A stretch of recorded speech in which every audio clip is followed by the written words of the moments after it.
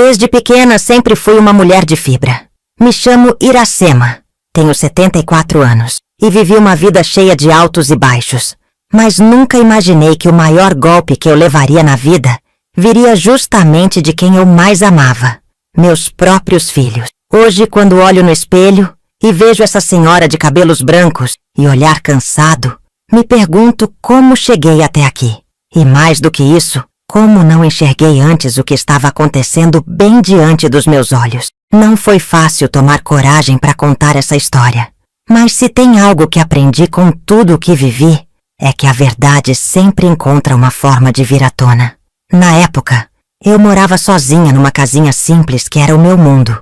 O quintal tinha um pé de goiaba que meu falecido marido plantou no dia em que compramos a casa. Toda vez que aquela árvore florescia, era como se ele estivesse ali comigo. Meus dias eram calmos. Eu fazia crochê, cuidava das plantas e assistia televisão, esperando ansiosa pelas visitas dos meus filhos, que, para ser sincera, estavam cada vez mais raras. Meu filho mais velho, o Roberto, sempre foi o mais ambicioso. Trabalhava com negócios e vivia dizendo que eu devia vender a casa, ir para um apartamento pequeno, mas moderno, segundo ele.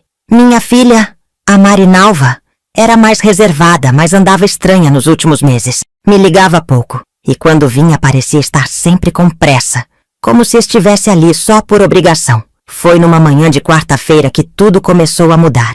Eu tinha acabado de passar um café quando os dois chegaram juntos, coisa que não acontecia há anos. Sorriram, me abraçaram e disseram que estavam preocupados comigo, que haviam notado algumas mudanças no meu comportamento. Falaram que eu andava esquecida, que já não era mais segura para morar sozinha. Fiquei assustada. Claro que de vez em quando eu esquecia onde tinha posto os óculos, ou se já tinha tomado o remédio. Mas quem não esquece uma coisinha ou outra com a idade? Nunca deixei de pagar uma conta, nunca me perdi na rua, nunca me senti incapaz, Mas eles insistiram. Disseram que já tinham conversado com um médico e que seria melhor eu fazer uns exames. Achei estranho, mas aceitei. Afinal, eram meus filhos, né? Achei que estavam preocupados comigo. Só que os exames nunca aconteceram. No dia seguinte, vieram me buscar dizendo que eu passaria uns dias numa clínica de repouso. Disseram que seria bom para mim, para minha cabeça. Que eu ia ficar num lugar tranquilo, com profissionais por perto. Levaram minha mala pronta. Uma mala que eu nem tive tempo de arrumar. Lembro como se fosse hoje. Senti um aperto no peito quando vi a porta da minha casa se fechando atrás de mim. Era como se eu estivesse sendo arrancada de mim mesma. A tal clínica era longe, num bairro que eu nunca tinha visto. Chegamos e já fui recebida por uma enfermeira que pegou minha bolsa e disse que agora eu estava em boas mãos. A partir daí, tudo virou um pesadelo. Me colocaram num quarto pequeno, com grades na janela. Tiraram meu celular, meus documentos, até meu crochê levaram. Os dias passaram e eu comecei a perceber que aquilo não era um lugar de descanso. Era um lugar de confinamento. E o pior, ninguém me dizia o que estava acontecendo.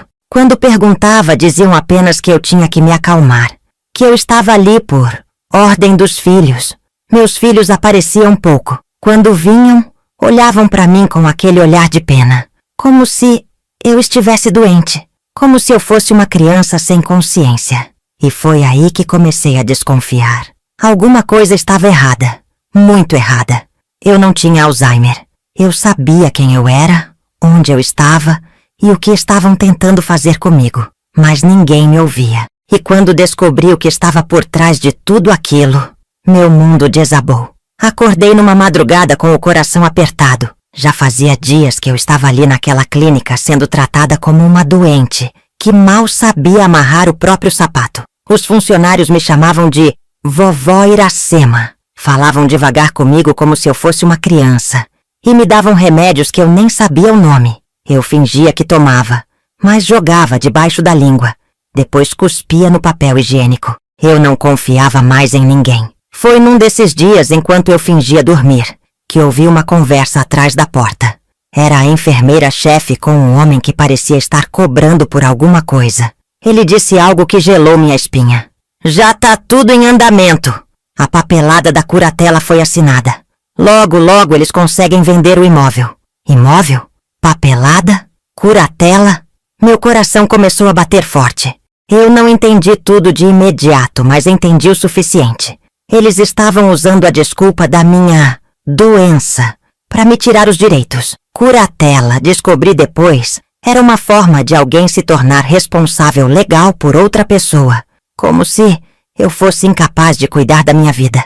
E estavam fazendo isso pelas minhas costas, sem que eu pudesse me defender. Comecei a juntar forças. Não podia mais fingir que estava tudo bem. Precisava dar um jeito de sair dali, ou pelo menos avisar alguém. Mas quem? Lembrei da Vera, uma amiga de muitos anos que morava a 2 ruas da minha antiga casa. Ela era desconfiada, observadora, sempre dizia que não confiava no jeito do Roberto. Talvez ela pudesse me ajudar. Mas como entrar em contato com ela se eu não tinha telefone, não tinha nada? Foi aí que notei um detalhe. O moço que entregava a comida no quarto todos os dias deixava a bandeja e ia embora por uns minutos. Comecei a guardar papel, anotar tudo que eu lembrava dos nomes dos médicos, dos funcionários, da conversa que ouvi. E quando tive a chance, escrevi uma carta curta e escondi no meio do guardanapo. No outro dia, quando ele veio com a comida, olhei nos olhos dele e falei baixinho. Moço, me ajuda. Essa carta é para minha vizinha. Por favor, entrega para ela. É coisa de vida ou morte. Ele hesitou. Olhou para os lados, meio nervoso, mas depois assentiu. Pegou a carta discretamente e saiu sem dizer nada. A partir daquele momento, cada segundo era uma eternidade. E se ele não entregasse? E se ele contasse para os meus filhos? E se eu estivesse mesmo sozinha? Mas no fundo, alguma coisa me dizia que minha vida estava prestes a mudar. 2 dias depois, escutei uma confusão no corredor. Vozes altas, passos apressados. Meu coração disparou. A porta se abriu com força. E quem apareceu foi a Vera, com os olhos marejados e a expressão de quem tinha acabado de descobrir um crime. Iracema, minha santa! O que fizeram com você? Ela me abraçou forte. Eu chorei. E ela chorou também. Vera contou que ficou em choque ao receber a carta, que correu para minha casa e descobriu que já estavam começando o meu processo de venda, que havia um documento assinado por mim, mas a assinatura não era minha. Meus filhos estavam tentando me dar como incapaz para pegar tudo. Ela me prometeu que não ia me deixar ali, que já tinha falado com uma advogada e que juntos iriam me tirar daquele lugar. Foi a primeira vez que senti esperança. Mas o caminho até a liberdade seria mais difícil do que eu imaginava. A Vera saiu dali com o olhar firme, daquele tipo que não promete sem cumprir. E eu fiquei deitada naquela cama fria da clínica, rezando para que tudo aquilo não fosse um sonho. Porque até então, eu só conhecia promessas quebradas, palavras vazias e abraços de mentira. Os dos meus próprios filhos. Os dias seguintes foram uma mistura de medo e esperança. A equipe da clínica, percebendo que eu estava mais esperta do que antes, começou a ficar mais rígida. Fecharam a porta do quarto, tiraram até minha Bíblia, dizendo que eu precisava descansar a mente. Um absurdo. Aquilo era um cárcere, não uma clínica. E a cada dia eu via mais claramente. Eu não era paciente ali. Eu era uma presa. Mas Vera não brincava em serviço. No fim daquela semana, apareceu com uma advogada chamada Doutora Helenice, uma mulher baixa com óculos escuros e uma pasta preta cheia de documentos. Assim que entrou no quarto, se apresentou com firmeza. Dona Iracema, fique tranquila. A senhora não está sozinha e a gente vai tirar a senhora daqui. Ela começou a fazer perguntas. O que eu lembrava, se tinha provas, se tinha presenciado alguma conversa suspeita. Mostrei os bilhetes que escondi, contei sobre a conversa que ouvi falarem de curatela. E foi aí que ela me contou o que já havia descoberto. Meus filhos haviam protocolado um pedido de interdição na justiça, alegando que eu sofria de Alzheimer em estágio avançado. Tinham apresentado atestados assinados por um médico, conhecido, da família, que nunca me avaliou. Uma fraude descarada. Isso é crime, dona Iracema. Crime sério. Mas a gente vai precisar de mais provas para derrubar essa farsa. Naquele dia, a doutora pediu que eu continuasse calma. E, principalmente, que não demonstrasse que sabia de tudo. Disse que voltaria com uma oficial de justiça e uma psicóloga indicada pelo tribunal, e que, se eu conseguisse demonstrar lucidez durante a avaliação, teríamos chance de anular o pedido de curatela. Foi como se me entregassem uma missão de vida. Eu precisava me controlar, me mostrar forte, lúcida, articulada, mostrar que aquela internação era injusta. E por dentro, eu fervia. Porque, sinceramente, manter a calma depois de ser tratada como um estorvo pelos filhos que eu criei, com tanto sacrifício, é mais do que um desafio. É um milagre. Na semana seguinte, tudo aconteceu como o planejado. A oficial chegou, acompanhada da psicóloga. Entraram no quarto com pranchetas, perguntas e olhares de julgamento. Mas eu estava pronta. Falei do meu nome completo, da data de nascimento, de quem era Getúlio Vargas, do nome das capitais do Brasil, de músicas antigas que eu amava, e até recitei um trecho da carta que escrevi a Vera. A psicóloga me olhava com atenção, e eu me agarrava a cada palavra, a cada frase, como quem segura numa boia no meio de um naufrágio. Do lado de fora, Vera esperava ansiosa, e quando as duas mulheres saíram do quarto, vi um aceno quase imperceptível da oficial para a doutora. Era um bom sinal. Dias depois, a juíza responsável pelo processo determinou a suspensão imediata da curatela provisória. E mais, autorizou minha saída da clínica sob responsabilidade da Vera, até que tudo fosse julgado de forma definitiva. Quando soube, caí no choro. Mas o mais emocionante foi sair por aquela porta.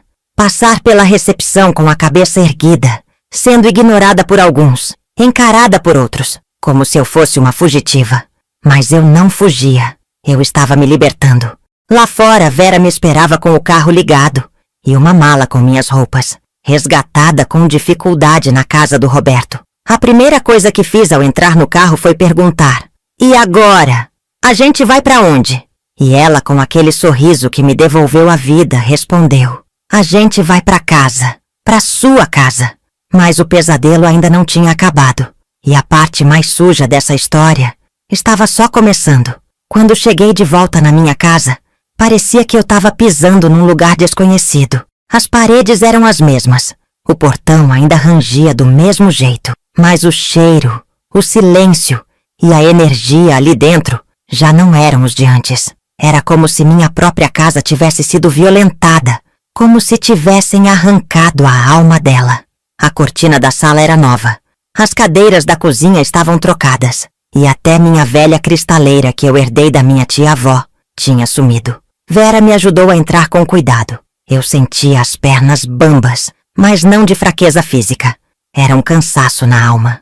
A casa tinha sido invadida por outra gente, outros hábitos, outras intenções. Roberto e Marinalva haviam morado ali durante minha internação. Eles tomaram conta de tudo como se fossem os donos, como se eu tivesse morrido e deixado o mundo para eles. A primeira coisa que fiz foi procurar pela minha caixinha de lembrança, uma caixa de madeira que guardava cartas antigas, documentos, fotos dos meus pais e do meu marido, e algumas anotações da época em que planejei a compra daquela casa. Quando abri o armário do quarto, meu coração despencou. Ela não estava lá. Sumiram com tudo, Vera. Até com minha história. Ela tentou me consolar, mas eu sabia que aquilo não era só coisa de valor afetivo. Aquela caixa tinha registros importantes, e agora tudo indicava que meus próprios filhos tinham escondido, jogado fora, ou, pior, destruído qualquer coisa que pudesse provar que aquela casa era mesmo minha por direito. Mas a doutora Helenice já tinha dado o próximo passo.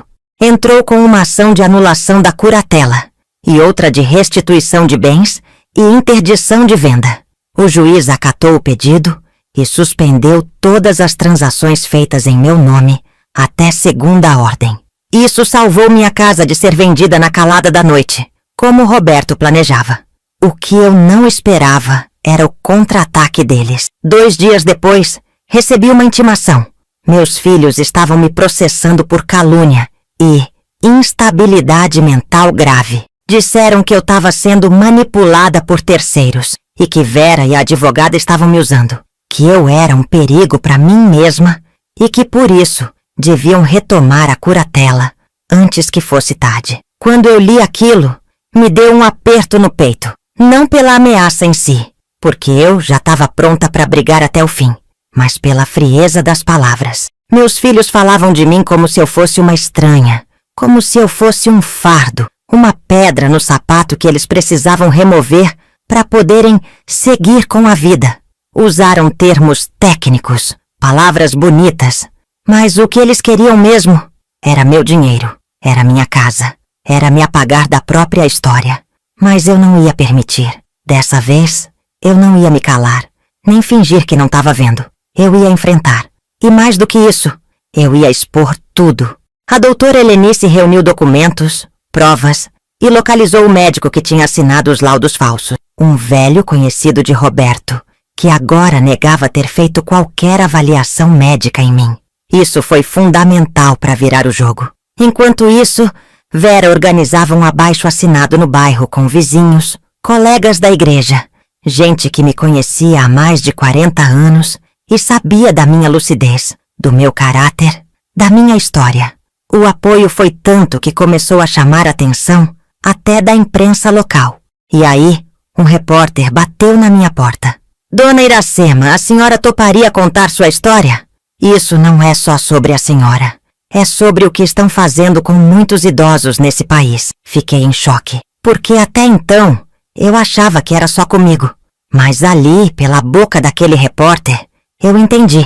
Existem muitos como eu, que estão sendo silenciados, desrespeitados, descartados. E contar minha história podia ser um grito de resistência para tantos outros.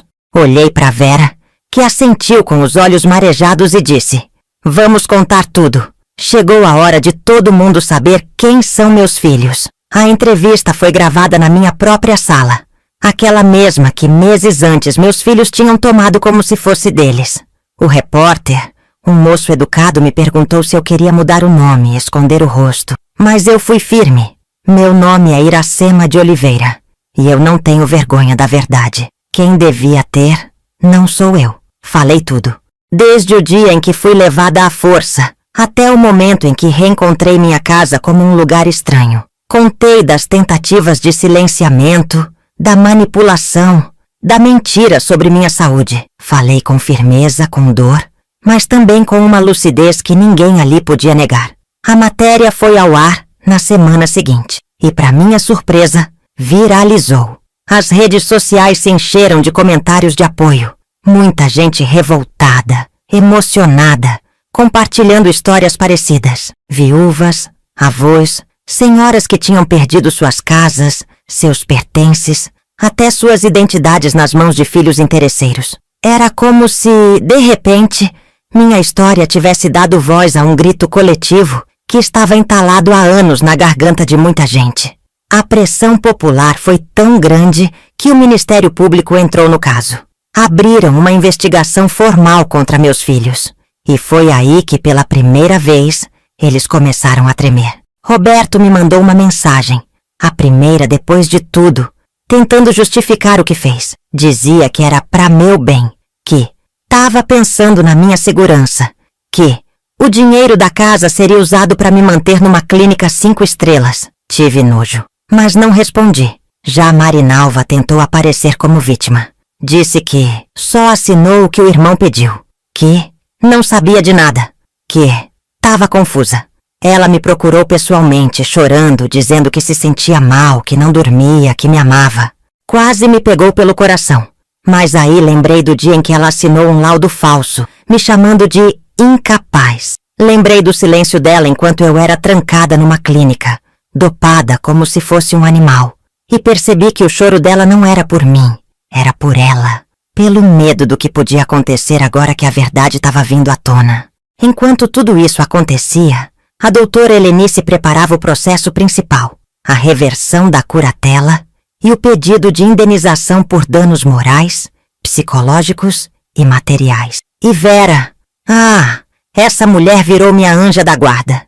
Dormia em casa comigo, cuidava da comida, me ajudava com os documentos e segurava minha mão nas noites em que eu chorava em silêncio, lembrando de cada frase cruel, de cada gesto frio dos filhos que eu criei com tanto amor. A audiência definitiva foi marcada para o mês seguinte, e ali, naquele tribunal, seria decidido se eu seria oficialmente considerada capaz, ou se perderia meus direitos para sempre. No dia da audiência, acordei cedo, vesti minha melhor roupa, passei batom vermelho, prendi o cabelo e fui com a cabeça erguida. A sala do fórum estava cheia. Meus filhos estavam lá, com seus advogados caros, de ternos bem passados e cara de paisagem.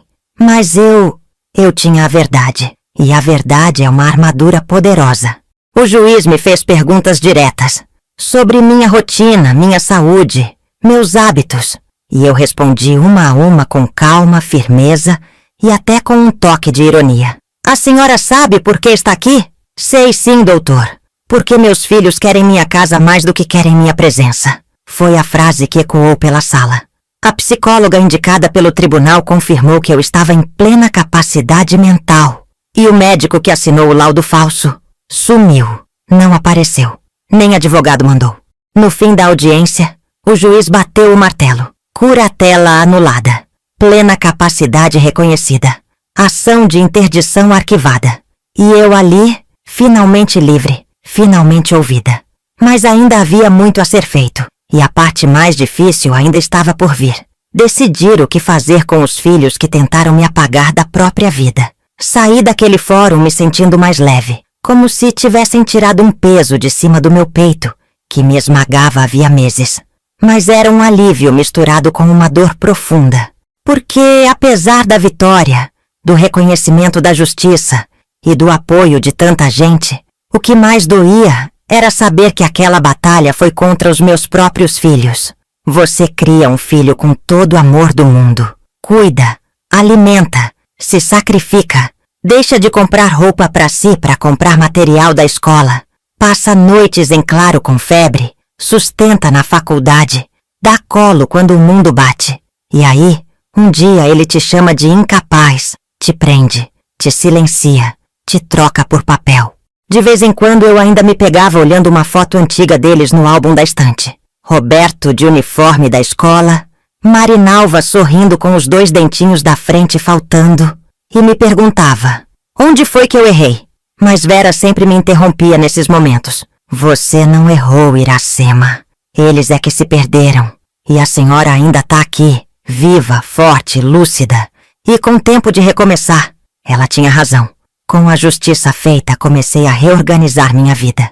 A casa voltou a ser minha de verdade. Mandei consertar o que tinham quebrado, recuperei minha cristaleira e, pasme, até encontrei minha caixinha de lembranças, escondida num fundo falso do armário, empurrada atrás de umas caixas de papelão.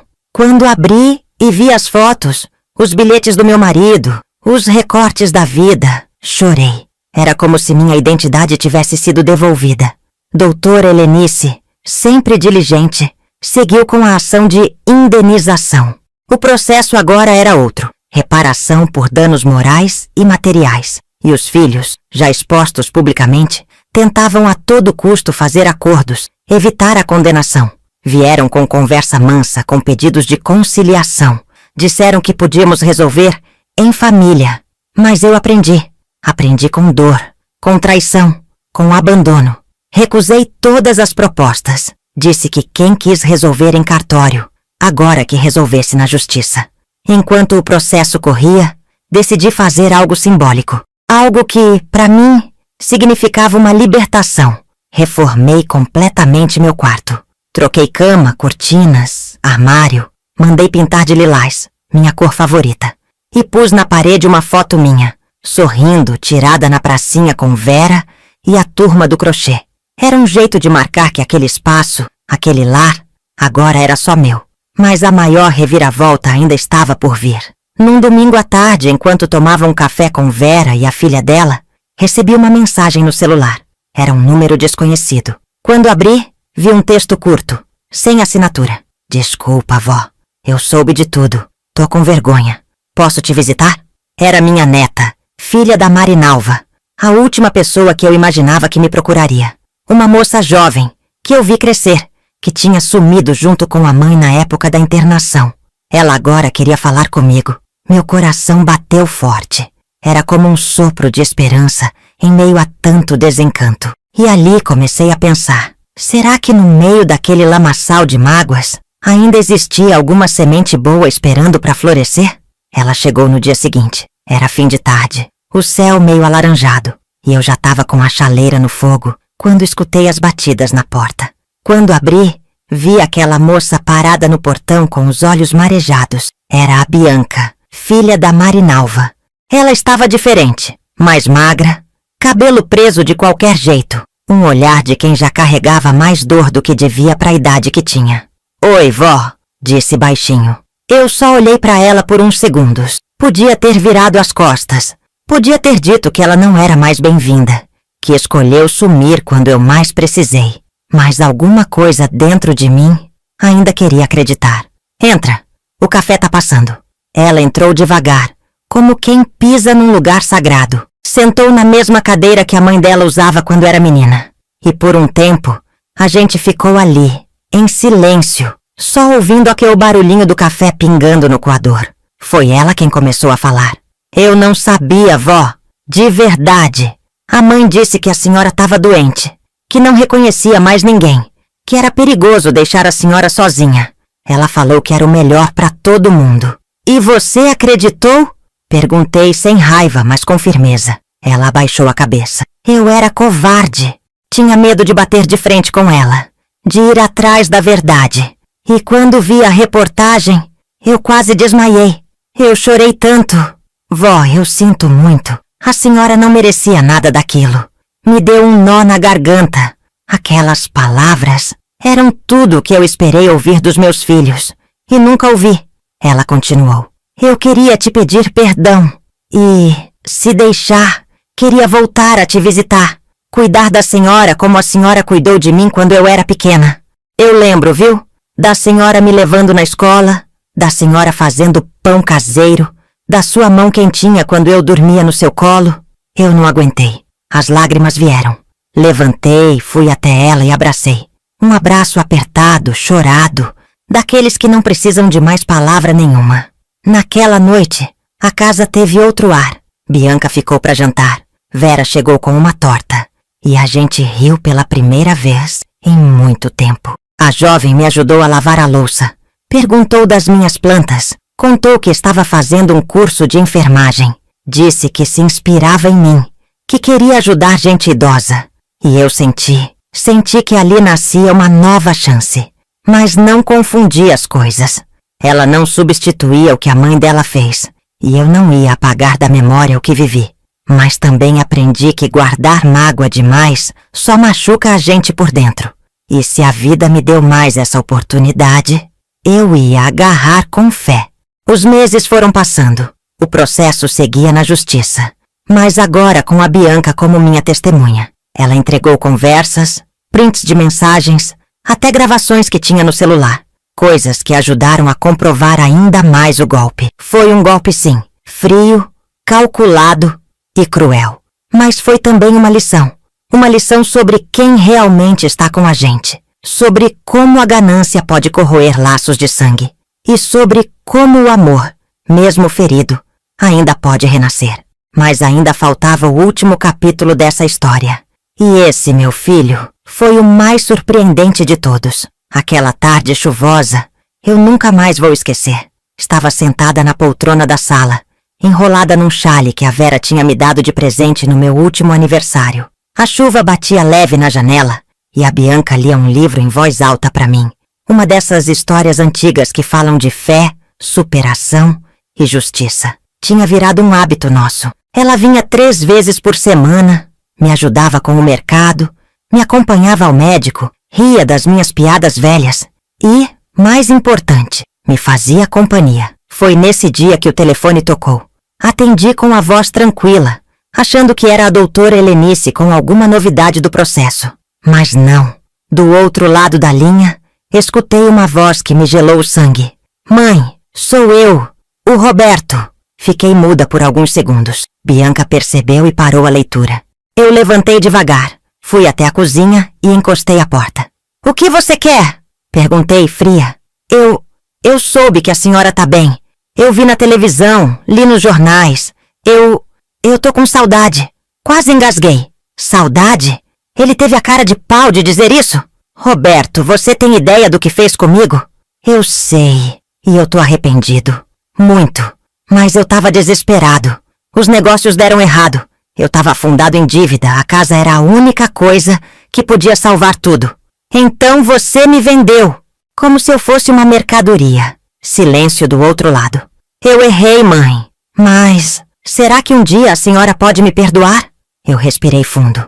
O que eu queria dizer mesmo era que ele não merecia nem meu silêncio. Mas havia algo dentro de mim que também precisava ser ouvido. Perdão, Roberto. Não é algo que a gente dá como se fosse um presente. É algo que a gente constrói. Com atitudes. Com reparação. E você ainda não começou a fazer isso. Ele chorou. Ou pelo menos fingiu chorar. Disse que queria conversar pessoalmente. Que podia me visitar. Não. Não agora. Talvez um dia. Quando eu sentir que você não tá aqui só por medo de ser punido. Desliguei. Naquela noite fui pra cama pensando. Será que um dia eu conseguiria olhar pra ele e não sentir aquela dor? A traição mais cruel é a que vem de quem a gente protegeu com o próprio corpo. Mas também entendi ali que eu não era a mesma Iracema que entrou naquela clínica meses atrás. Eu era mais forte, mais firme, mais inteira. O processo naquela altura já estava em fase final.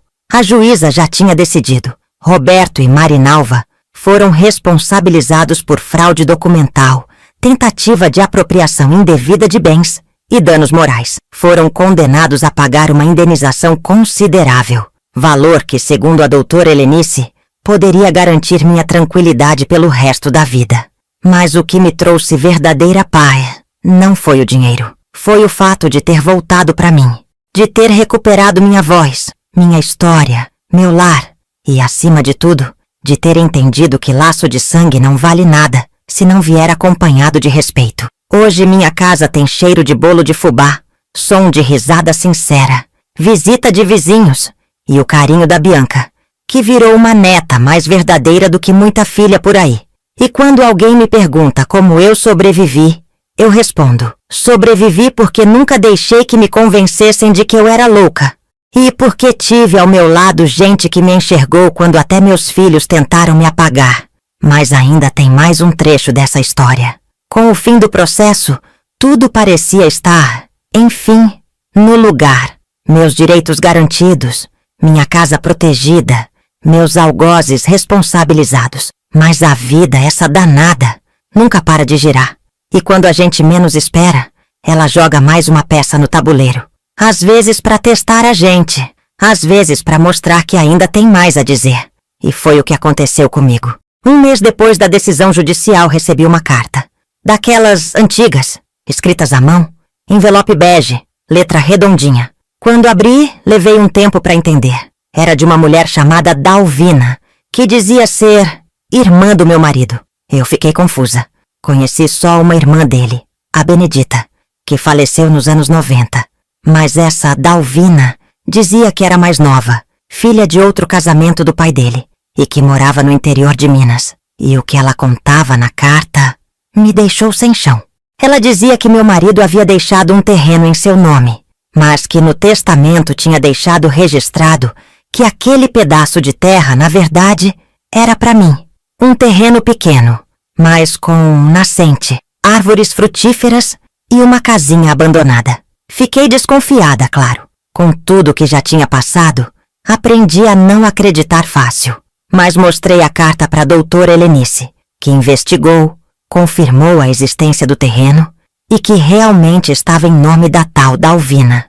Marcamos um encontro. Ela veio de longe, de ônibus, com um saquinho de pão de queijo e uma humildade que me emocionou. Conversamos por horas. Ela não queria confusão, não queria herança, só queria me conhecer e cumprir o desejo do irmão dela. Fomos juntas até o terreno. Quando vi o lugar, meu coração se encheu de uma paz que eu não sentia há muito tempo. A casa era velha, com pintura descascando, janelas empenadas, mas tinha um cheiro de lembrança, de raiz, de passado limpo. Ao fundo, um pequeno córrego cortava a propriedade, e ali, debaixo de uma mangueira, senti como se meu marido tivesse me deixado um recado. Como se dissesse: Você venceu, minha velha. Isso aqui é só pra você. Voltei pra casa e contei tudo pra Vera e Bianca. E foi a neta quem deu a ideia. Vó, por que a gente não reforma essa casinha e transforma ela num refúgio para mulheres que passaram por coisas parecidas com a sua? Eu gelei. Aquilo fazia sentido. Um lugar de acolhimento, de escuta, de recomeço. E ali começou um novo capítulo. Batizei o espaço de Casa da Memória Viva. Com a ajuda de doações e de voluntários, reformamos o espaço. Fizemos um jardim, uma cozinha coletiva, quartos simples e aconchegantes. E toda semana, abrimos as portas para mulheres idosas que foram esquecidas, exploradas ou isoladas pelas famílias. Elas vinham contar suas histórias. Muitas choravam pela primeira vez em anos. Outras apenas ouviam, mas todas se sentiam vistas. E foi ali, entre aquelas paredes de reboco novo, que eu entendi o verdadeiro sentido de tudo que passei. Se eu não tivesse sido internada, enganada, roubada, humilhada, talvez nunca tivesse descoberto a força que existia dentro de mim. E muito menos teria encontrado esse novo propósito, dar voz a quem foi silenciada. Hoje sou chamada de Dona Iracema da Casa Viva. Voltei a sorrir com o coração leve. E cada vez que uma nova senhora cruza aquele portão com os olhos cheios de medo, eu me aproximo, seguro sua mão e digo: eu sei, eu também passei por isso, e você não está sozinha. A Casa da Memória Viva se tornou para mim mais do que um refúgio, virou minha missão. Nunca imaginei que aos 74 anos estaria criando um espaço como aquele, coordenando doações, organizando grupos de apoio, participando até de palestras. Mas ali, naquele chão que era um presente do meu passado, eu reconstruía o futuro de muita gente que, como eu, já tinha sido deixada de lado. Cada mulher que passava por ali carregava um pedaço da minha história. A Dona Áurea, que teve as economias desviadas pelos sobrinhos. A Dona Niceia, que ficou trancada num quarto por meses até ser resgatada pela vizinha. A Benedita, que perdeu a casa porque assinou documentos sem saber o que estava fazendo. O que a gente vivia não era exceção. Era um padrão triste e repetido. E quanto mais eu escutava, mais entendia que o que meus filhos fizeram comigo era só a ponta de um iceberg gigante chamado descaso. Foi num desses encontros que recebi uma visita inesperada. A Marinalva. Ela chegou com os olhos baixos, segurando uma caixa de sapato. A Bianca a acompanhava, mas ficou de fora, como se desse à mãe o espaço necessário para enfrentar a vergonha.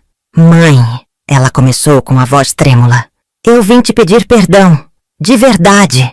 Eu sei que não tenho o direito de estar aqui, mas eu precisava tentar. Fiquei parada por um instante, observando aquele rosto que eu conhecia desde bebê. Vi rugas novas, um olhar cansado, um arrependimento que parecia genuíno. O que você trouxe aí? Perguntei sem me aproximar. Ela abriu a caixa. Lá dentro estavam minhas bijuterias antigas, o álbum de casamento que eu achava que tinha perdido e uma agenda rasgada com anotações da época em que eu trabalhava como professora. Eram pedaços meus, pedaços que ela podia ter jogado fora, mas que, por algum motivo, guardou. Ela disse que tinha escondido quando o Roberto quis se livrar de tudo. Não teve coragem de jogar fora. Sentei devagar numa das cadeiras do pátio da casa. Mandei ela sentar também. E disse: você sabe o que me doeu mais, Marinalva? Não foi a traição, foi o silêncio. O jeito como você assistiu tudo acontecer sem mover um dedo. Ela começou a chorar. Tentou falar, mas se embolou nas próprias lágrimas. Eu não chorei. Eu já tinha chorado tudo o que precisava. Mãe, eu fui covarde. Eu me deixei levar. Achei que o Roberto estava certo, que era o melhor. Eu me enganei. Ficamos ali, por longos minutos, sem dizer nada. Até que eu soltei, quase num sussurro. Perdão, não é palavra que resolve. É atitude. Mas você começou bem-vindo até aqui. Ela levantou a cabeça. Me olhou com esperança. Não abracei. Ainda não era hora. Mas também não mandei embora. Você quer ajudar? Então venha. Toda terça tem grupo. Quarta é dia de triagem com as senhoras novas. Mostre com suas mãos o que sua boca tá tentando consertar. E ela topou. Começou vindo discretamente. Lavava a louça. Organizava as doações. Cuidava do jardim. As outras mulheres nem sabiam que ela era minha filha. Ela não dizia, e eu também não. Era como se estivesse cumprindo um caminho silencioso de arrependimento. E talvez fosse. O Roberto nunca mais deu as caras. Segundo a advogada, ele vendeu o carro, fechou a empresa e foi morar com uma nova mulher em outra cidade. Sumiu. E, honestamente, nem senti falta. A vida seguiu. Simples, mas cheia de sentido. E sabe, às vezes eu penso que se tudo isso não tivesse acontecido, eu teria envelhecido na solidão, esperando visitas que não viriam, vivendo de lembrança. Mas não, a dor me empurrou para um novo começo. Um recomeço cheio de propósito. Hoje, quando me deito na rede da varanda da Casa Viva e olho o céu de fim de tarde, eu fecho os olhos e agradeço pela coragem que brotou da dor, pela neta que virou filha, pela amiga que virou irmã, pela voz que eu recuperei quando quiseram me calar. A Casa da Memória Viva foi crescendo como um jardim bem cuidado. Ganhamos doações de gente que viu minha história na televisão, apoio de pequenas empresas da cidade e até visitas de estudantes de psicologia e serviço social que vinham ouvir as histórias das mulheres, aprender com a vivência delas, com a dor e com a resistência de quem foi esquecida e ainda assim não se apagou. Mas o que mais me emocionava eram os reencontros. Teve um dia que a dona Cecília, que morava ali perto, apareceu na casa com uma senhora que parecia assustada, tremendo feito vara verde. Essa aqui é a dona Terezinha. Os netos trancaram ela no quartinho dos fundos da casa e disseram que ela estava doida. Ela passou semanas só com um pão e um copo de água por dia. Fugiu hoje de manhã. Aquilo me doeu fundo, como se fosse comigo. Dei um jeito de acomodar a dona Terezinha num dos quartos da casa, preparei um chá com bolacha e sentei com ela no jardim. Ela chorou tanto que molhou o avental, mas no fim, sorriu. Nunca pensei que alguém fosse me ouvir de novo, disse baixinho. Foi aí que percebi. O que a gente fazia ali ia além da acolhida. A gente devolvia a existência, resgate, nome. O tempo foi passando, e com ele, algumas cicatrizes foram deixando de arder. Eu ainda não tinha um relacionamento normal com a Marinalva, mas a presença dela ali na casa, ajudando, ouvindo calada, respeitando os espaços, já era muito. E quando ela começou a conversar com as outras senhoras, a ajudar nas atividades, a buscar cursos sobre envelhecimento e direitos da terceira idade, eu soube que no fundo ela estava tentando recomeçar também. Tudo estava indo muito bem, até que numa manhã qualquer, enquanto regava as plantas do pátio, vi um carro estacionar do outro lado da rua. Era um modelo simples, mas reconheci de longe a silhueta de quem desceu. Roberto. Fazia quase um ano que ele tinha sumido. Não mandou mensagem, não tentou contato, não apareceu no processo mais nenhuma vez. A última notícia que tive foi de que ele tinha ido para uma cidade no interior. E agora estava ali, parado, com os braços cruzados, olhando para mim como quem ensaia coragem. Bianca, que estava varrendo a calçada, ficou tensa. Vó, quer que eu chame a Vera? Não, deixa. Eu vou lá. Fui até o portão com o coração batendo mais rápido. Ele me olhou com um misto de vergonha e esperança. Estava mais magro, o cabelo ralo, a barba mal feita. Mãe, eu soube da casa, do projeto. Eu precisava ver com meus próprios olhos. E agora viu. Pode voltar para o seu caminho, eu disse. Ele engoliu seco. Ficou ali parado como quem procura palavras no bolso. Mãe, eu perdi tudo. Empresa, carro, até minha dignidade. E eu sei que mereço. Mas eu tô cansado de fugir. Tô cansado de fingir que nada aconteceu. E o que quer agora? Que eu te abrace? Que te leve pra dentro e finja que a gente é uma família feliz? Não. Eu sei que não tenho mais esse direito. Eu precisava te ver. Saber que a senhora tá bem. Saber que a senhora me venceu. Aquilo me pegou. Porque ele disse aquilo com os olhos vermelhos, com a voz fraca, sem máscara. Você quer saber se eu tô bem, Roberto? Eu tô viva. Eu soube me levantar. Não por sua causa, mas apesar de você. Ele abaixou a cabeça. Estava derrotado, mas, pela primeira vez, parecia humano. Eu não quero nada da senhora.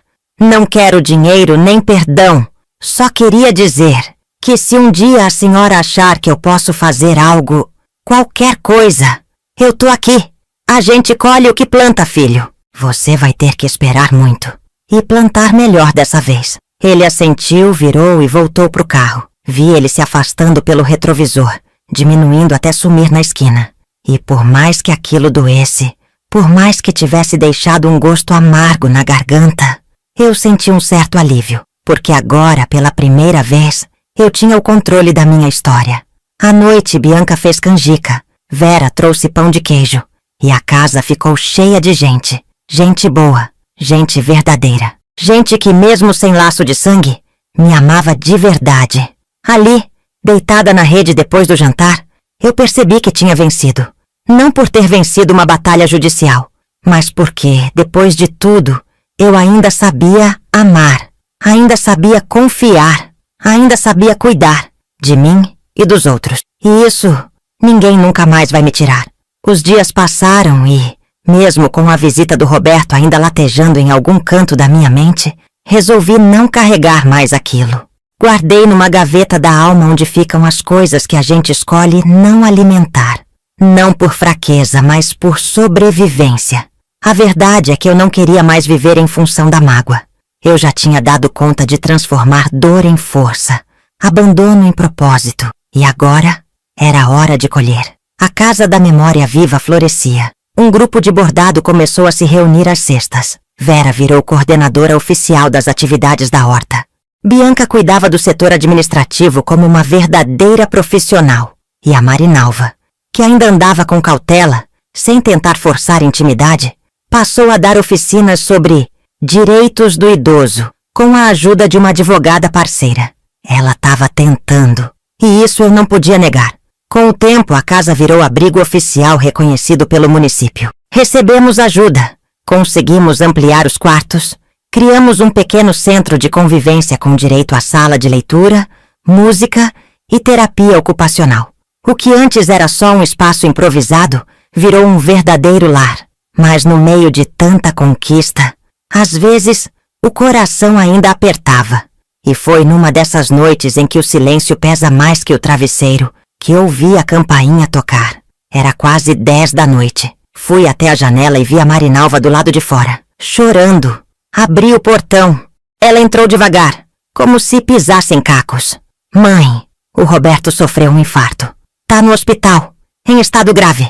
Meu peito gelou. Não pelo homem que tentou me apagar, mas pela criança que um dia dormiu no meu colo. Quer que eu vá? Ele me pediu para chamar a senhora. Ele não para de repetir o nome da senhora desde que chegou. Tá com medo. Tá fraco. Respirei fundo. Olhei o céu e tomei minha decisão. No dia seguinte fui até o hospital. Entrei no quarto e vi um homem que não era mais o Roberto que me desafiava de terno e gravata. Era um corpo cansado, derrotado, com os olhos fundos de quem perdeu tudo, menos o remorso. Quando me viu, chorou. Chorou como criança. Mãe, eu fui um monstro. Foi. Eu tentei te destruir. Tentou. E mesmo assim, a senhora veio? Vim, porque ainda sou sua mãe. E não vim para perdoar. Vim para você saber que, apesar de tudo, eu tô viva. E mais forte do que nunca. Ficamos em silêncio. E ele chorou mais. Pediu perdão. Eu não disse que o perdoava.